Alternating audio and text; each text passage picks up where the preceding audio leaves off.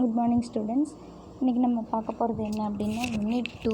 ஓகேவா, யூனிட் 2ல் வந்துட்டு டிசி ஃபண்டமெண்டல்ஸ் அப்படிங்கிறது. ஸோ டிசின்னா என்ன அப்படின்னா டைரக்ட் கரண்ட் அப்படிங்கிறது. டிசி பார்த்துருப்போம், கேள்விப்பட்டிருப்போம். அதே மாதிரி ஏசியும் கேள்விப்பட்டிருப்போம். ஸோ டிசியில் இருந்துட்டு தான் ஆல்டர்னேட்டிவ் கரண்ட் ஏசி கொண்டு வந்தாங்க. அது ஏன் கொண்டு வந்தாங்க அப்படிங்கிறத நான் இப்போ சொல்கிறேன். ஓகேவா, ஃபஸ்ட்டு டிசின்னா என்னென்னு பார்ப்போம். Direct current is the unidirectional flow of an electric charge.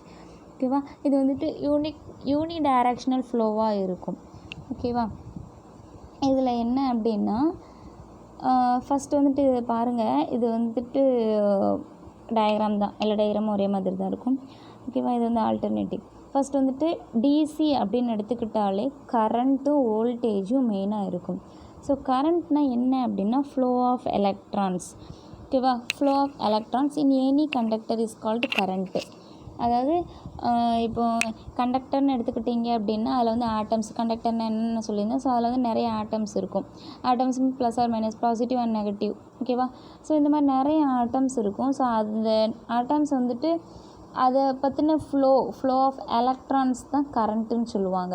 ஓகேவா, it is denoted by letter I. இது வந்துட்டு கரண்ட்டை வந்துட்டு எப்படி மென்ஷன் பண்ணுவாங்க, எப்படி டினோட் பண்ணுவாங்க அப்படின்னா ஐ அப்படின்னு சொல்லிட்டு மெஷர் பண்ணுவாங்க. So the unit of current is ampere. So கரண்ட்டை வந்துட்டு நான் கூப்பிடணும், கரண்ட்டை வந்துட்டு நான் எப்படி மென்ஷன் பண்ணலாம் அப்படின்னா ஆம்பியர். அதோடைய யூனிட் வந்துட்டு ஆம்பியர் அப்படி சொல்லுவாங்க.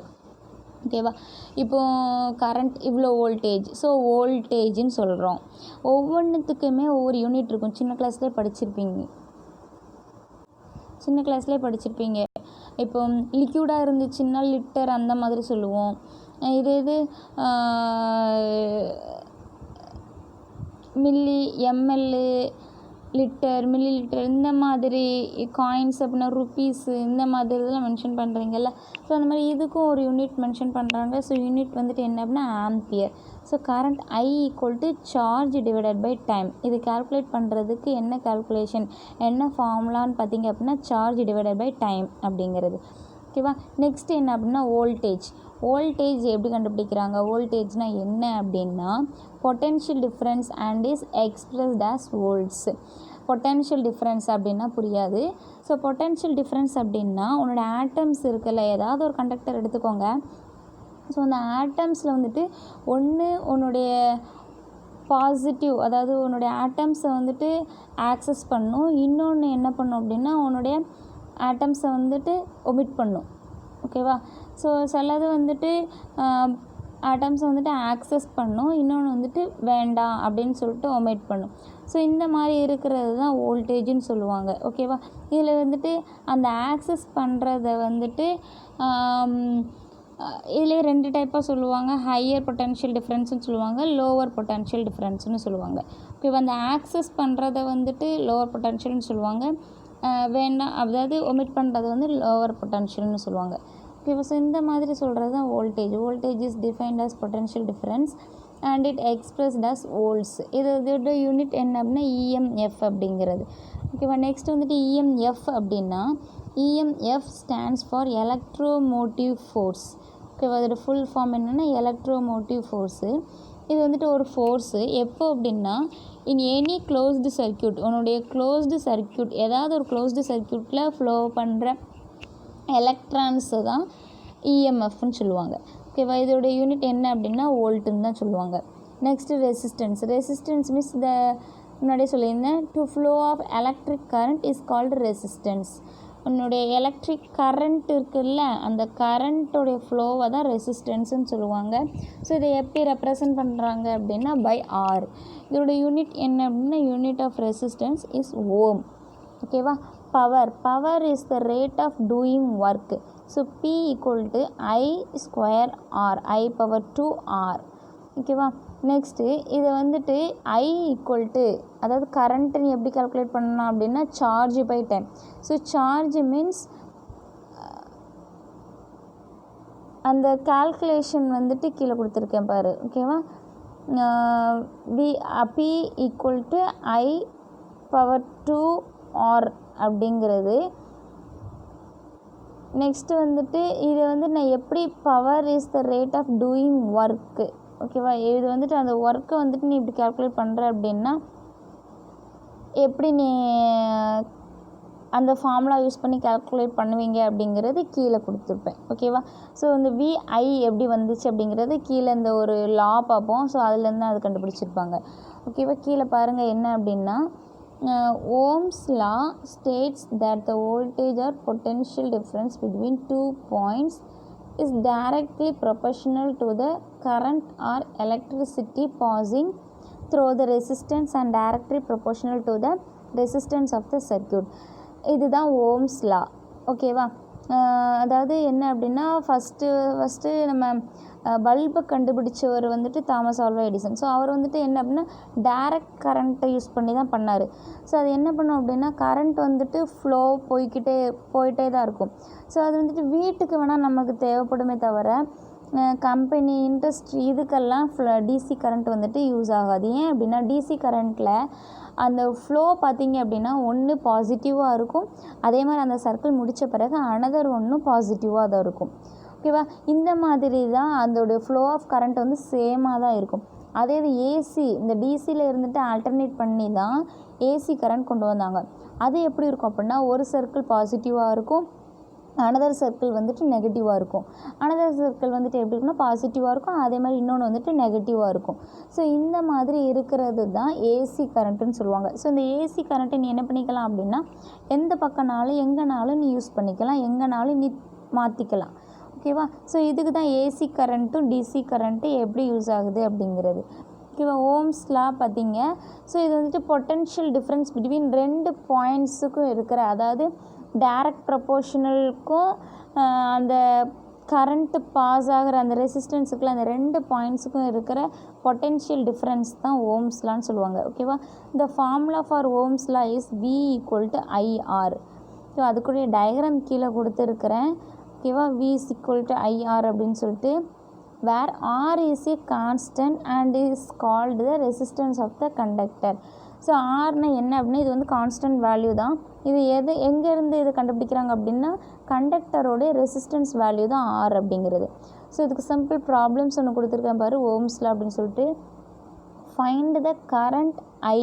ஓகேவா. கரண்ட்டோடைய யூனிட் என்னன்னு சொல்லியிருக்கேன். ஸோ அதோடைய எப்படி ரெப்ரசன்ட் பண்ணுவாங்கன்னா I through the resistor of resistance R equal to 2 ohm if the voltage across the resistor is 6V. So இது வந்துட்டு என்ன பண்ணால் இது ஆரும் கொடுத்தாச்சு, வோல்டேஜும் கொடுத்தாச்சு. ஸோ நான் இப்போ என்ன கண்டுபிடிக்கணும், கரண்ட் கொடுக்கணும், கரண்ட் கால்குலேட் பண்ணணும். ஸோ அதுக்குரிய ஃபார்முலா என்ன, V = IR அப்படிங்கிறது. இப்போ ஆர் வேல்யூவும் இருக்குது, V வேல்யூவும் இருக்குது. நீ எப்படி கண்டுபிடிப்ப அப்படின்னா V = IR ஃபார்முலா போடு. வியோட வேல்யூ என்ன 6 = ஆரோட வேல்யூ என்ன 2. அப்போ ஐ கண்டுபிடிக்கணும், சால்வ் ஃபார் ஐ. அப்போ இந்த மல்டிப்ளிகேஷனாக இருக்கிறது ஈக்குவல்ஸுக்கு இந்த பக்கம் போகும்போது என்ன ஆகும், டிவைட் ஆகும். இதெல்லாம் சின்ன கிளாஸில் படிச்சிருப்பீங்க. ஸோ I = 6/2 என்ன வேல்யூ வரும், 3. ஓகேவா. ஸோ கரண்ட்டோட யூனிட் என்ன, ஆம்பியர். ஓகேவா. ஸோ அதோடைய சிம்பிள் ஏன்னு போட்டிருக்கேன். புரியுதா.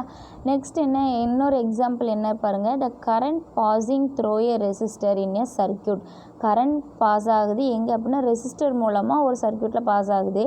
Is 0.01 ampere. ஸோ கரண்ட்டோட யூனிட் என்ன, ஏ ஆம்பியர்னு இருந்துச்சு அப்படின்னாலே அது கரண்ட்டு தான். So when the voltage across the same resistor is 5 volt. ஓகேவா. ஸோ இது வந்துட்டு என்ன அப்படின்னா இந்த வோல்டேஜோடைய ரெசிஸ்டர் வேல்யூ என்ன அப்படின்னா 5 volt இருக்குது. இப்போது என்ன பண்ணணும் அப்படின்னா அதை வந்துட்டு இந்த டைமில் இந்த வோல்ட்டில் அது கரண்ட் பாஸ் ஆகும்போது என்ன வேல்யூ நம்மளுக்கு கிடைக்குது அப்படிங்கிறது. So use Ohm's law use பண்ணியாச்சு. So V = RI. 5ங்கிறது வோல்ட்டு. So 5 = RI. ஐ எவ்வளோ கொடுத்துருக்காங்க, ஆம்பியர் 0.01. Solve for R. இப்போ நீ R = 5 / 0.01 கொடுத்தீங்க அப்படின்னா இதை டிவைட் பண்ணும்போது என்ன வேல்யூ கிடைக்கும், 500 ohm அப்படிங்கிறது. ஓகேவா. we now use Ohm's laws. V = RI and the value of R to find the current when the voltage is 7.5. ஓகேவா. ஸோ இப்போ நீ என்ன பண்ணணும் அப்படின்னா, இப்போ ஆர் வேல்யூ நம்மளுக்கு கிடச்சிருச்சு. ஸோ இதிலேருந்து நீ என்ன கண்டுபிடிக்கணும், ஐ வேல்யூ நீ கண்டுபிடிக்கணும். ஸோ 7.5 வோல்ட்டு நீ க்ராஸ் பண்ணும்போது, அக்ராஸ் இட் இஸ் 7.5 வோல்ட்டில் இருக்கும்போது நம்மளுக்கு கரண்ட் வேல்யூ என்ன அப்படின்னு கண்டுருக்கு. இப்போ 7.5 ஈக்குவல் டு ரெசிஸ்டர் வேல்யூ இப்போ நமக்கு என்ன கண்டுபிடிச்சிருக்கோம் அப்படின்னா 500 ஓம். ஸோ 500 ஐ. இப்போ ஐ இந்த பக்கம் மல்டிப்ளிகேஷனில் இருக்கிறது இந்த பக்கம் வரும்போது டிவைடில் வரும். ஸோ டிவைடில் வந்தால் என்ன வேல்யூ அப்படின்னு சொல்லிட்டு நான் கொடுத்துருக்கேன். புரியுதா? இந்த மாதிரி தான் நீ கண்டுபிடிக்கணும். நெக்ஸ்ட் என்ன அப்படின்னா, equivalent resistance of resistors connected in series and parallel. So ரெசிஸ்டன்ஸில் வந்து 2 வேஸ் இருக்குது, சீரீஸ் கனெக்ஷனும் பேரலல் கனெக்ஷனும் இருக்குது. சீரீஸ் கனெக்ஷன்னா என்ன அப்படின்னா, அந்த ரெசிஸ்டர்ஸ் வந்து எப்படி கனெக்ட் ஆகிருக்கும்னா எண்ட் டு எண்டாக கனெக்ட் ஆகிருக்கும். அதுதான் சீரீஸ் சர்க்யூட்டு. புரியுதா? இதில் வந்து சீரீஸ் சர்க்யூட்டில் கரண்ட் த்ரோ வந்துட்டு எல்லா ரெசிஸ்டர்ஸுமே சேமாக தான் இருக்கும். அதே மாதிரி voltage drop across each is different. அதாவது ஒவ்வொரு அதாவது டிஃப்ரெண்ட்டாக எதுவும் வந்துச்சு அப்படின்னா அப் அண்ட் ட்ராப் ஆகும் அப்படிங்கிறது சீரீஸ் கனெக்ஷன். இப்போ சீரீஸ் கனெக்ஷனில் உள்ள ஃபார்முலா இது தான். அதாவது எல்லாமே என்ன ஆகும்னா சேமாக இருக்கும் அப்படிங்கிறது. So V equal to V1 + V2 + V3 ஓம்ஸ்லா use பண்ணி பார்த்தீங்க அப்படின்னா V equal to IR. So V1 equal to IR1, V2 equal to IR2, V3 equal to IR3. இதை நீ வந்துட்டு யூஸ் பண்ண போகிறீங்க. So V equal to V1 இருக்க வேண்டிய இடத்துல IR1 போடணும், V2 equal to IR2, V3 equal to IR3. So அந்த ஃபார்முலாக்கு நேராக V1க்கு பதில் இந்த கொடுத்துருக்க பை ஓம்ஸ்லா யூஸ் பண்ணி நம்ம இப்போ சால்வ் பண்ண போகிறோம். ஸோ இதில் 3லேயும் மென்ஷன் பண்ணியாச்சு, சால்வ் பண்ண போகிறோம். ஓகேவா? ஸோ இது வந்துட்டு ஐ ஈக்குவல் டு, அதாவது இந்த 3லேயுமே ஐ காமனாக இருக்கிறதுனால ஐயை காமனாக வெளியே எடுத்துருங்க. R1 + R2 + R3 அப்படிங்கிறது. ஸோ இப்படி இருக்கிறது என்ன அப்படின்னா, ரெசிஸ்டன்ஸ் வந்துட்டு R1 R2 R3 V/I, அதாவது இந்த மல்டிப்ளிகேஷனாக இருக்கிறது இந்த பக்கம் வந்தோடனே V/Iங்கிறது ஆராக இருக்கும். V/Iங்கிறது ஆராக இருக்கும். So R equal to R1 + R2 + R3. ஓகேவா? ஸோ வோல்டேஜ் சேமாக இருந்துச்சு அப்படின்னா அதுக்குரிய ரெசிஸ்டர் எல்லாமே என்னவாக இருக்கும், சேமாக தான் இருக்கும் அப்படிங்கிறது தான் இந்த சீரீஸ் சர்க்யூட்டில் சொல்ல வர்றாங்க. புரியுதா? நெக்ஸ்ட் அதே மாதிரி பேரலல் கனெக்ஷன் பாரு. 2 or more resistors are connected in such a way that one end of each of them is joined to a common point and the other ends are joined to another common point is called parallel circuit. அதாவது இது வந்து என்ன பண்ணால் end to எண்டில் connect ஆகிருக்கும். ஆனால் இது என்ன பண்ணும் அப்படின்னா, மல்டிபிள் ரெசிஸ்டன்ஸ் இருந்தாலுமே ஒரு இடத்துல கனெக்ட் ஆகிருக்கு அப்படின்னா அது இன்னொரு இடத்துல போய் தான் முடியும் அப்படிங்கிறது தான் பேரலல். ஓகேவா? So total current in the circuit is the sum of currents flowing through each resistance. அதாவது இது வந்து அதுக்கு எதிர்மறையாக இருக்கும். ஓகேவா? அது வந்து என்ன சொல்கிறது, சம் பண்ணி ஈக்குவலாக இருந்துச்சு அப்படின்னா அதுக்கு டைரக்ட்லி ப்ரொபோர்ஷனலாக தான் இருக்கும். ஓகேவா? இது வந்து பை ஓம்ஸில் அதே மாதிரி I1 ஈக்குவல் டு V/R1, அங்கே வந்துட்டு VR1 கொடுத்துருந்தோம். ஓகேவா? இங்கே வந்துட்டு VR2, V/R2 அப்படிங்கிறது மேலே பாருங்கள். V equal to IR1, IR2 அப்படி கொடுத்துருந்தோம். இங்கே வந்துட்டு V/R1, V/R2, V/R3 இப்படி தான் நம்ம கொடுக்க போகிறோம். ஸோ இந்த மாதிரி சால்வ் பண்ணிங்க அப்படின்னா அது வந்துட்டு என்ன நீ கரண்ட் இருந்துச்சோ அதே மாதிரி ரெசிஸ்டன்ஸும் ஈக்குவலாக இருந்துச்சு. பட் இங்கே என்ன அப்படின்னா டோட்டலாகவே அந்த ரெசிஸ்டன்ஸ் எல்லாமே என்ன ஆயிருக்கு அப்படின்னா பேரலாக இருக்குது. அதாவது அங்கே சம் பண்ணி வர்றது இங்கே டிவைட்லேயோ மல்டிப்ளிகேஷன்லேயோ இந்த மாதிரி வர்றது தான் இந்த ஓம்ஸ் லாவோட செகண்ட் லா. புரியுதா? நெக்ஸ்ட் என்ன அப்படின்னா, another one example, suppose the voltage output of the battery is 12.0 voltage. ஓகேவா? பேட்டரியோட வோல்டேஜ் எவ்வளோ இருக்குது அப்படின்னா 12.0 இருக்குது. அதோடைய ரெசிஸ்டன்ஸ் எவ்வளோ இருக்குது அப்படின்னா R1, R2, R3 இருக்குது. இதில் 3 கொஸ்டின்ஸ் கேட்டிருக்காங்க. என்னெல்லாம் அப்படின்னா, what is the total resistance, find the current, calculate the voltage. So 3மே கால்குலேட் பண்ணி சொல்லியிருக்காங்க.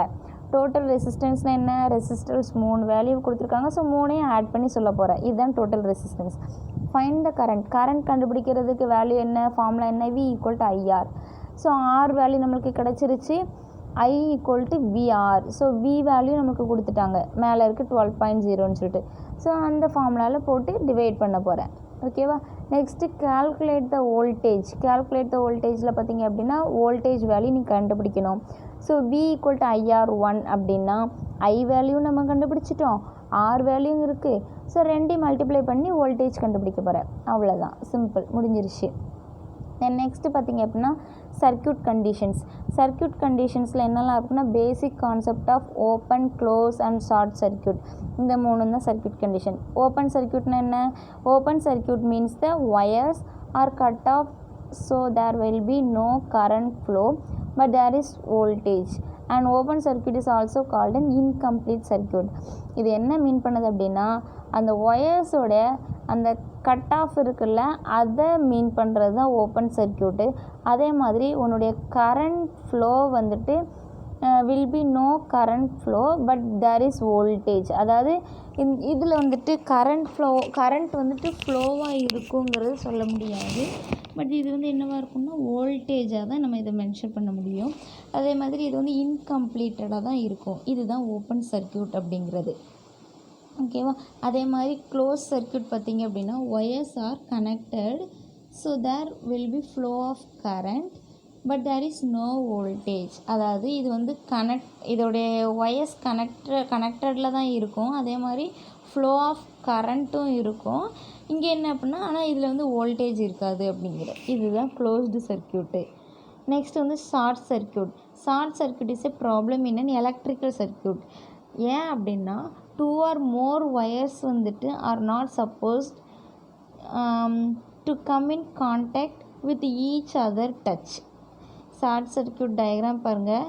என்ன அப்படின்னா இதில் மேலே பார்த்திங்கன்னா ஒரு எண்டில் ஸ்டார்ட் பண்ணால் அனதர் எண்டில் வருது, அதே இதில் வருது. இது வந்து க்ளோஸ்டு சர்க்யூட். ஷார்ட் சர்க்யூட்னா இது வந்து ஃப்ளோ ஆகிக்கிட்டு இருக்கும்போதே எந்த டைரக்ஷனில் போயிருக்குங்கிறத நம்மளால் ஐடென்டிஃபை பண்ண முடியாது. அதுதான் இந்த ஷார்ட் சர்க்யூட்டோட ட்ராபேக்ஸ். புரியுதாமா? இது வந்துட்டு in a very high current flowing through the சர்க்யூட்டாக இருக்கும். இது வந்து கரண்ட் வந்துட்டு ஹையாகவும் இருக்குன்னு சொல்லியிருக்காங்க. இதுதான் ஓம்ஸ் லா. புரியுதா? நெக்ஸ்ட்டு வந்துட்டு கிர்ச்சாஃப்ஸ் லா வந்துட்டு நெக்ஸ்ட் கிளாஸில் நடத்துகிறேன். Okay, thank you students.